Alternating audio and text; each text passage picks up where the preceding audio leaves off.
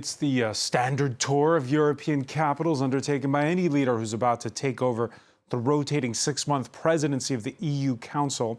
So the coincidence, all the more striking, the image of the bloc's biggest Brussels basher, Viktor Orban of Hungary, welcomed to Paris by President Emmanuel Macron just 4 days before the first round of snap legislative elections that could see the far right come to power in France for the first time since World War II. For more, let's cross to correspondent Dave Keating in Brussels. The irony of this long-scheduled stop in Paris not lost on the people in the building behind you. For sure not, because of course it's coming right before the first round of the French legislative election, which happens to come just 1 day before Hungary is taking over the rotating presidency of the Council of the EU. Now, people have been dreading this moment for a while, but it should be said it's pretty limited what Hungary can do in terms of damage with this. It's often called the EU presidency. It's not the EU presidency, it's just one body in the EU's legislature. The Council of Ministers. They pass laws, they adjust laws, and they legislate. It just so happens that this presidency is coming at a time when there's no legislation because we're in between terms. And so actually the damage that Hungary can do holding this presidency over the next 6 months is pretty limited. One wonders if they purposefully timed this. They create a schedule of when the countries are going to hold the rotating presidency.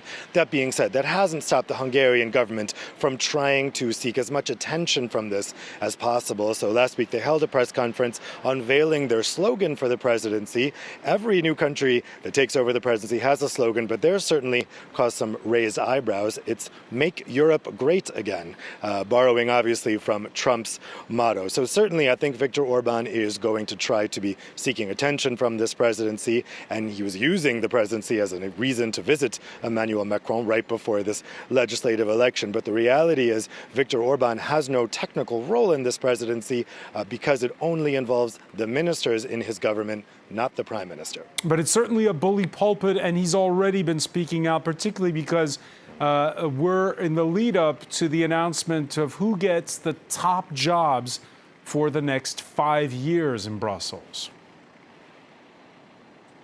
Indeed, they're going to be taking that vote in the European Council, which is the 27 national prime ministers and presidents.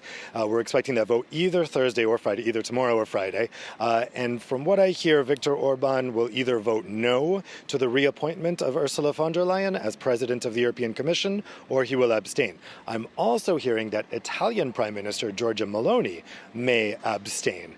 Now, why she would abstain rather than voting no is probably to avoid the embarrassment of being outvoted.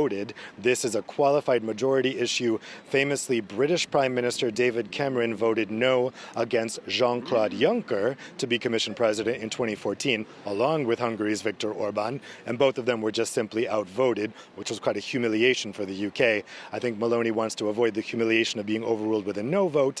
However, she's pretty angry about the fact that there's been this group of prime ministers and presidents from the three parties that are making up the majority controlling coalition in the European Parliament after the elections earlier this month, the center-right EPP, center-left SND, and the liberal Renew group. And so they kind of just got together amongst themselves, 6 people from those groups, and decided on this package of top jobs, which will be the reappointment of von der Leyen, the appointment of Antonio Costa to chair the European Council, and Kaja Kallas, the Estonian Prime Minister, as the High Representative for Foreign Affairs. Meloni was shut out of that meeting. The stated reason is because her ECR group is not part of that controlling majority in the European Parliament. It's a bit dubious given Italy's size, and also there's actually only 2 prime ministers in Europe that are not part of one of those 3 parties, her and Czech Prime Minister Peter Fiala. He is also not happy about this.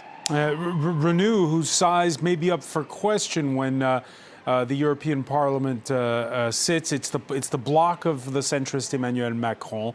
Emmanuel Macron, who may be governing with the far right after the second round here in France on July 7th. How are people viewing the French elections where you are?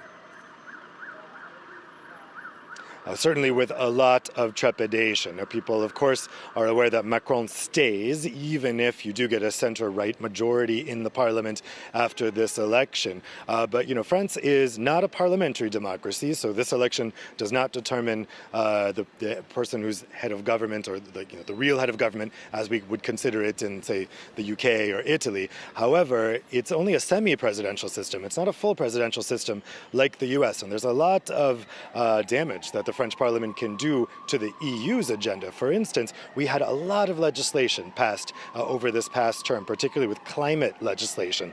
That still has to be transposed into national law. And guess who does that? The French Parliament. And if they balk, if they say simply, well, we're not going to transpose this EU law, it could provoke a constitutional crisis, because for the Commission to have a direct conflict with the government of France would be pretty difficult. When that's happened before in the past with the European community, with predecessors to the EU, it's caused crises, not least among them the empty chair crisis of the 60s. So that would be a very big deal. So I think what people are worried about is you end up with a French legislature that's just going to say no to everything coming from Brussels. Then Brussels can fine France. And then what do you do? Because France isn't like any other country. It is really, in terms of its influence here in Brussels, the most powerful country, and if you got a government there that is against what the EU is doing, there could be a lot of fireworks. So certainly people are apprehensive about what's going to happen in that election starting on Sunday. Apprehensive about what's happening in France, apprehensive also about what could happen in the United States in November. We'll be talking about it in the France 24 debate. Many thanks, Dave Keating in Brussels, where NATO's approved outgoing Dutch Prime